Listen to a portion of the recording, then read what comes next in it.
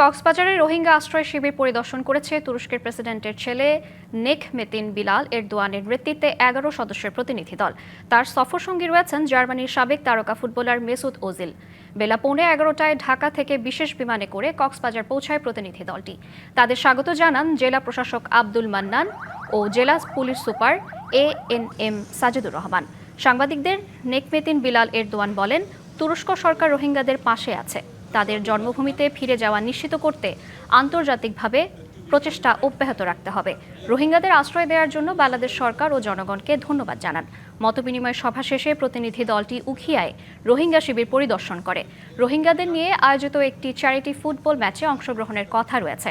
আশ্রিত রোহিঙ্গাদের সাথে ইফতার করার পর রাতেই ঢাকায় ফিরবেন প্রতিনিধি দলের সদস্যরা।